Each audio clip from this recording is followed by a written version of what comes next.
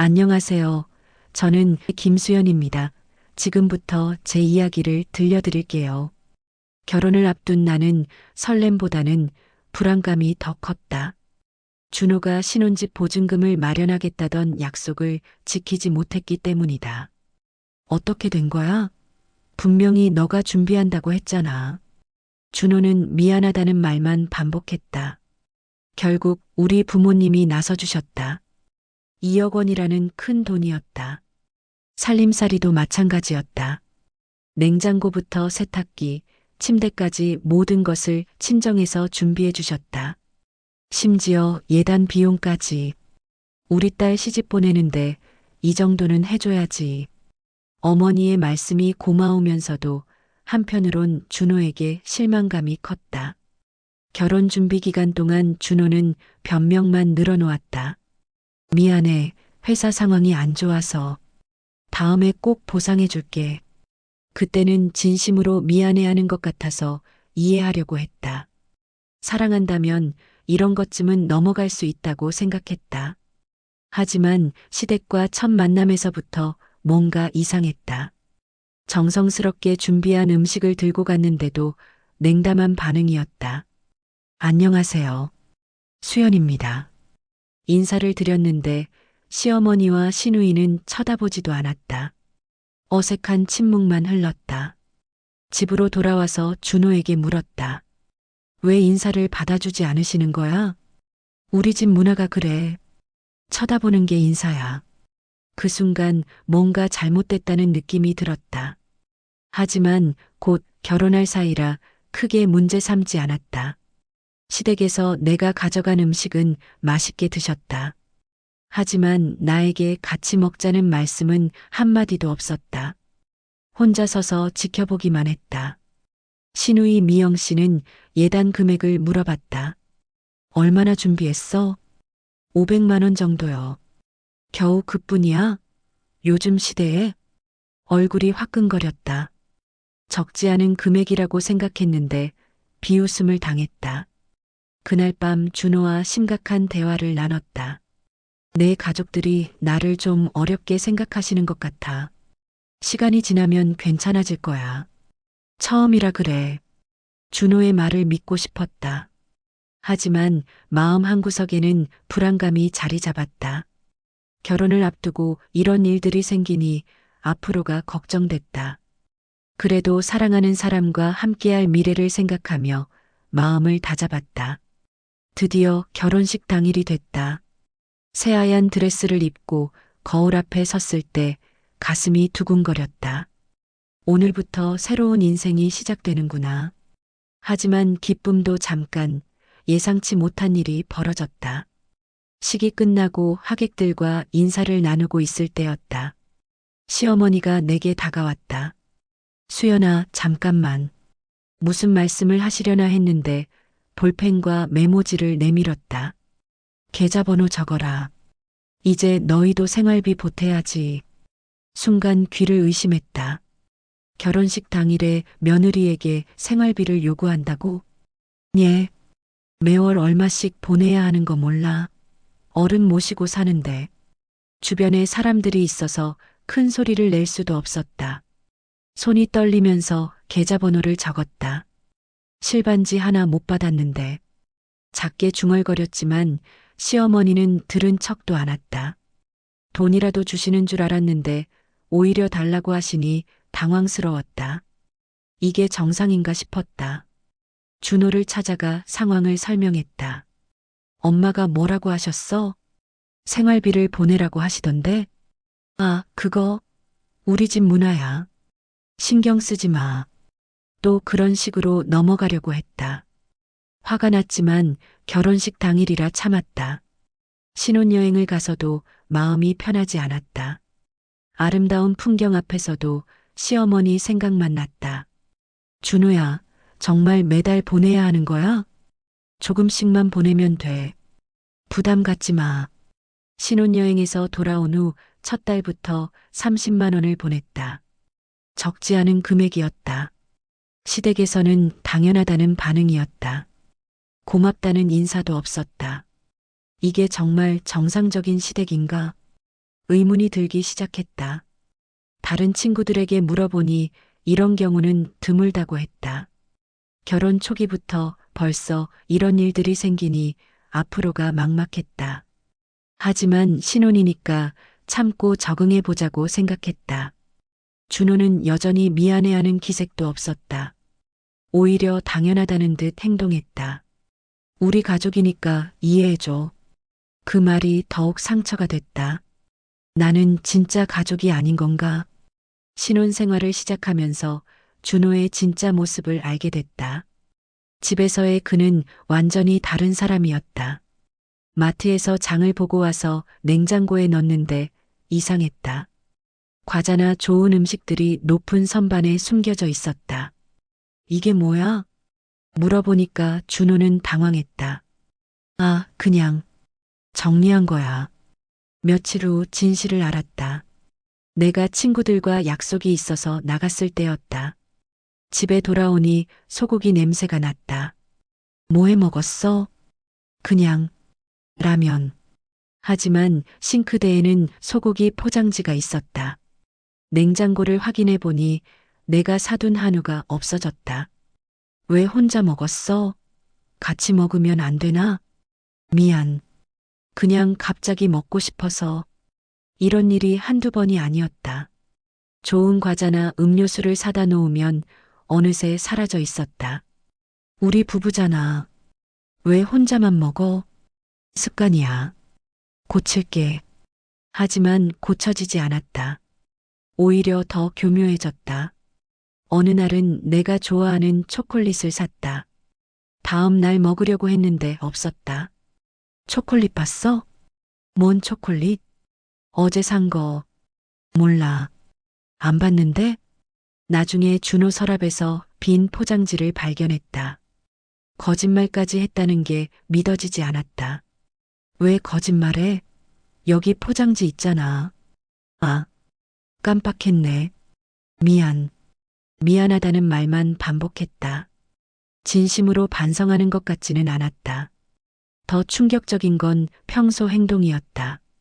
집안일은 전혀 하지 않으면서 나에게만 요구했다. 밥 언제 해줄 거야? 설거지 좀 해놓지 그랬어? 빨래는 왜 안 개어놨어? 마치 내가 가사도우미라도 되는 것처럼 대했다. 나도 직장 다니는데 왜 혼자 다 해야 해? 여자가 더 잘하잖아. 이런 식으로 넘어가려고 했다. 점점 이 사람과 결혼한 게 맞나 싶었다. 연애할 때는 이런 모습을 보인 적이 없었다. 결혼 전에는 왜 이런 모습 안 보였어? 물으니까 웃으면서 대답했다. 그땐 좋은 모습만 보여주려고 했지. 그 순간 정말 화가 났다. 속인 거나 다름없었다. 결혼 1년째 되는 해 여름, 준호 친구들과 부부 동반 여행을 가게 됐다. 처음에는 기대됐다. 다른 부부들과 어울리는 것도 좋을 것 같았다. 펜션에 도착해서 짐을 풀고 저녁을 먹었다. 분위기는 나쁘지 않았다. 모든 게 평범한 여행 같았다. 문제는 술이 들어간 후였다. 준호 친구 중 한 명이 나에게 다가왔다. 형수님, 술 좀 따라주세요. 처음에는 별 생각 없이 따라줬다. 하지만 계속 시키는 게 이상했다. 또 따라주세요. 저기, 제 잔도 비었어요. 다른 부인들은 편히 앉아 있는데 나만 계속 돌아다니며 술을 따르고 있었다. 그러더니 그 친구가 내 어깨에 손을 올렸다. 형수님 참 착하시네요. 소름이 돋았다. 즉시 손을 뿌리쳤다. 뭐 하시는 거예요? 그런데도 계속 장난치듯 접근했다. 심지어 내 목덜미를 꼬집기까지 했다. 뭐 하는 짓이에요? 큰 소리로 외쳤다. 그러자 모든 사람들이 우리를 쳐다봤다. 준호가 나에게 다가왔다. 당연히 내 편을 들어줄 거라고 생각했다. 왜 이래? 분위기 좋은데 왜 깨? 믿을 수 없었다. 내가 잘못했다는 식으로 말하고 있었다. 당신 친구가 나한테 추근댔어. 그냥 장난인데 뭘 그렇게 예민하게 굴어? 다른 사람들도 비슷한 반응이었다. 마치 내가 오버하는 것처럼 취급했다. 화가 나서 방으로 들어갔다. 준호가 뒤따라왔다. 너무 심했어. 분위기 깨지 말고 적당히 넘어가지. 적당히? 다른 남자가 내 몸을 함부로 만져도 넘어가라고? 친구 사이에 그런 것 같고 뭘 그래. 정말 이해할 수 없었다. 내 남편이 맞나 싶었다. 그날 밤 한잠도 못 잤다. 옆에 누워있는 준호가 원망스러웠다. 다음 날 아침 그 친구가 나에게 와서 사과했다. 어제 술 때문에 미안해요. 하지만 진심 같지는 않았다. 준호도 마찬가지였다. 여행에서 돌아온 후 며칠간 말도 안 했다. 준호가 먼저 사과했다. 미안해. 내가 잘못 생각했어. 그리고 그 친구와 연락을 끊겠다고 했다. 하지만 이미 마음의 상처는 깊었다. 결정적인 순간에 내 편이 아니구나. 그 생각이 머릿속에서 떠나지 않았다. 이혼을 진지하게 고려하기 시작했다. 결혼 3년째 준호에게 이상 증상이 나타났다. 자주 피곤해하고 얼굴이 누렇게 변했다. 병원 가봐. 뭔가 이상해. 처음에는 단순한 피로라고 생각했다. 하지만 증상이 심해졌다. 대학병원에서 정밀 검사를 받았다. 결과는 충격적이었다. 간경화가 심각한 상태입니다. 간 이식이 필요해요. 의사의 말에 머리가 하얘졌다. 준호는 더욱 당황했다. 간 이식? 그게 뭔 말이에요? 가족 중에 기증자가 있어야 합니다. 혈액형이 맞고 건강해야 하고요. 집으로 돌아와서 시댁에 연락했다. 이런 일은 가족이 함께 해결해야 한다고 생각했다. 시어머니가 병원에 왔다. 의사의 설명을 들었다. 그래서 누가 간을 줘야 한다는 거예요? 네, 가족 중에 조건이 맞는 분이 계시면. 내 몸도 성치 않아요. 불가능해요. 신우이도 마찬가지였다. 저도 몸이 약해서 안 될 것 같은데요? 심지어 시아버지까지도 이런저런 핑계를 댔다. 나이가 많아서 위험하지 않을까요? 결국 아무도 나서지 않았다. 친아들이고 친동생인데도 말이다. 너희 딸한테 받아라. 시어머니가 나에게 말했다. 우리 딸은 아직 미혼이고 몸이 약한 편이었다. 딸은 너무 어리고 어려서 뭘 젊으니까 회복도 빠르지. 차마 딸에게 그런 부탁을 할 수는 없었다. 30대 미혼인 딸의 앞날을 생각하니 걱정됐다. 고민 끝에 결정했다. 제가 하겠습니다. 너가? 시댁 식구들이 놀란 표정을 지었다. 아마 생각도 못했을 것이다. 준호는 눈물을 흘렸다. 미안해. 정말 미안해. 처음으로 진심으로 미안해하는 것 같았다. 사람 하나 살리는 거니까. 내 마음도 복잡했다. 밉기도 했지만 오래 산 정이 있었다. 수술 전날 밤 많은 생각이 들었다. 이게 맞는 걸까? 하지만 이미 결정한 일이었다. 후회하고 싶지 않았다. 수술은 성공적으로 끝났다.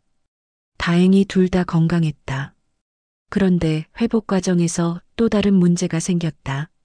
수술 후 나는 먼저 퇴원했다. 간 기증자가 회복이 더 빠르다고 했다. 준호는 일주일 더 입원해야 했다. 혼자 간병하기 버거워서 신우이에게 부탁했다. 5일만 도와주세요. 간병비도 드릴게요. 80만 원을 미리 드렸다. 하루에 16만 원 꼴이니 적지 않은 금액이었다. 첫날은 괜찮았다. 신우이도 열심히 간병해줬다. 이틀째부터 불평이 시작됐다. 왜 또 빈손으로 왔어? 병문안을 갔는데 뜬금없이 하는 소리였다. 간병비 드렸잖아요. 그건 그거고 이건 이거지. 과일이라도 사와야지. 병원 안에서 큰 소리로 말해서 창피했다. 환자보다 간호하는 사람이 더 힘들어. 계속 이런 식으로 불만을 표했다. 80만 원도 너무 적은 것 같은데? 결국 참지 못하고 말했다. 다른데 알아보니까 하루에 20만 원은 받던데. 그럼 다른 간병인 쓰세요. 뭐라고? 가족끼리 그게 뭔 말이야? 목소리가 점점 커졌다. 다른 환자들이 쳐다봤다. 조용히 해주세요. 조용히? 내가 며칠째 고생하는데? 그러더니 갑자기 내 팔을 잡아 끌었다. 아직 수술 부위가 아픈 상태였는데. 아파요. 나가.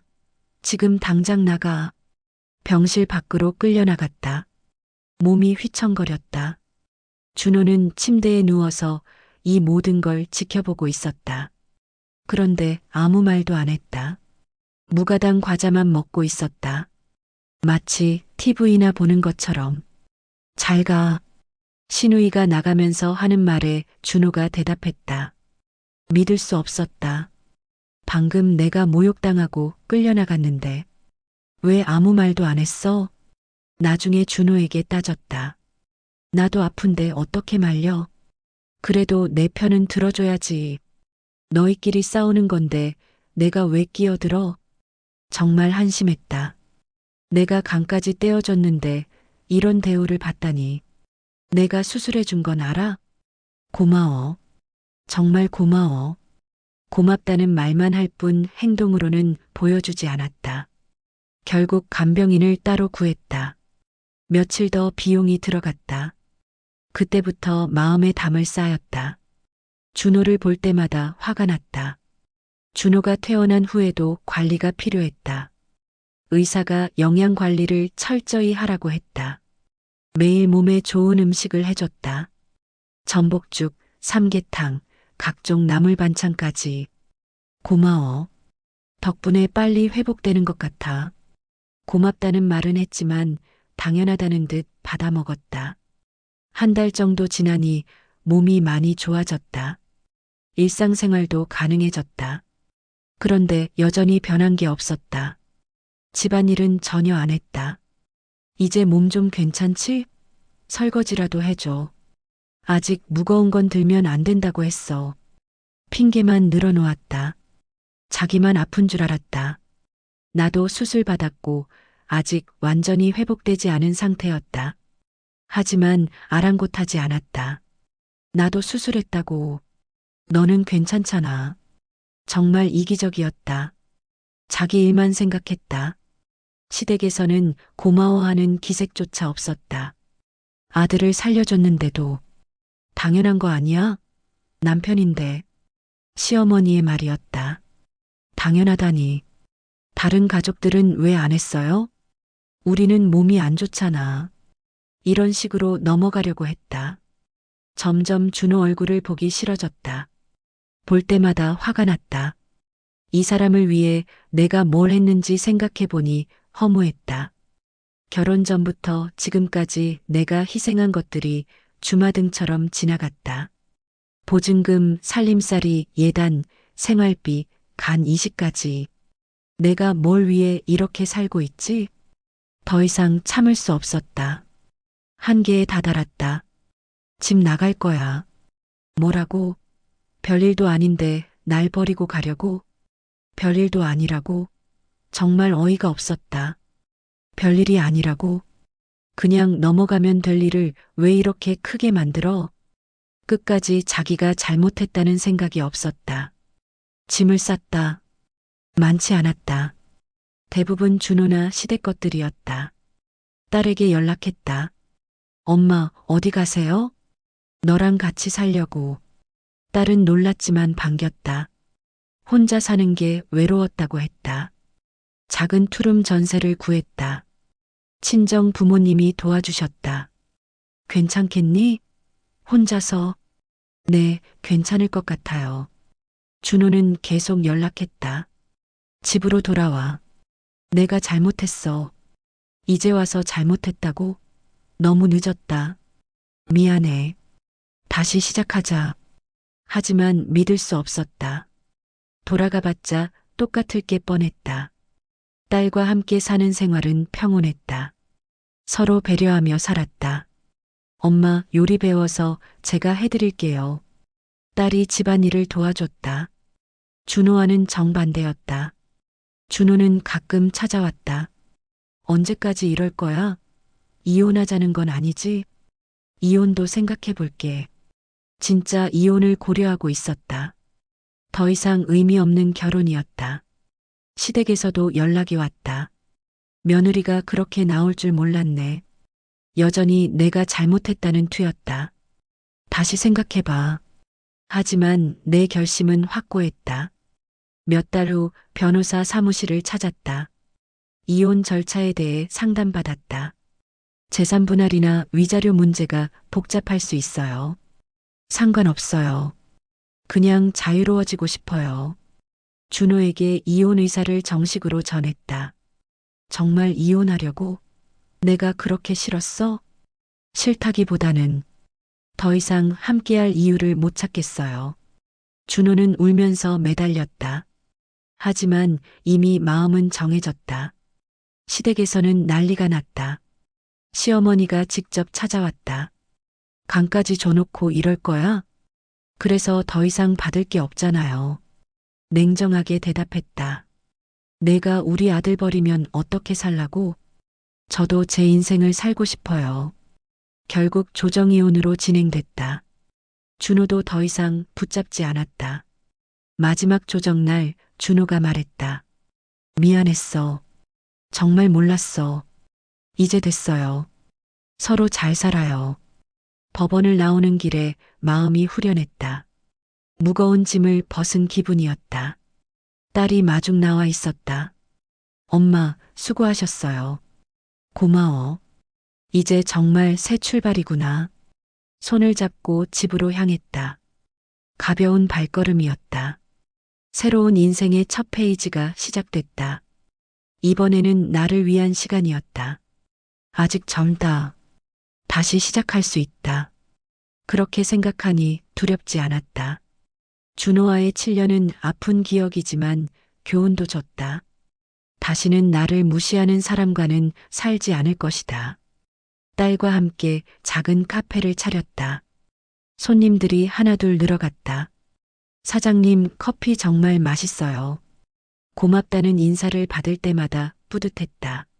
내 노력을 인정받는 기분이었다. 1년 후 우연히 준호를 만났다. 많이 야위어 보였다. 잘 지내? 응, 너도. 짧은 인사만 나눴다. 더 이상 할 말이 없었다. 그는 여전히 혼자 살고 있다고 했다. 시댁과도 소원해졌다고. 후회하지 않아? 마지막으로 물어봤다. 아니요. 이게 맞는 것 같아요. 정말 후회하지 않았다. 오히려 감사했다. 늦었지만 진짜 내 인생을 찾았으니까. 지금은 행복하다. 딸과 함께 웃으며 사는 일상이 소중하다. 때론 외롭기도 하지만 혼자가 더 편하다. 눈치 볼 일도 없고 스트레스도 없다. 엄마, 요즘 표정이 밝아졌어요. 딸의 말이 맞다. 거울을 보니 정말 밝아 보였다. 이혼은 실패가 아니었다. 새로운 시작이었다. 나를 찾아가는 여행의 시작점이었다. 앞으로도 나를 위한 선택들을 할 것이다. 더 이상 누군가의 그늘에서 살지 않을 것이다. 햇살이 따뜻한 오후 딸과 함께 카페에서 커피를 마셨다. 이런 평범한 순간들이 행복이었다. 엄마 사랑해요. 나도 사랑해. 진심으로 웃을 수 있는 하루하루가 고마웠다. 이것이 진짜 내 인생이었다.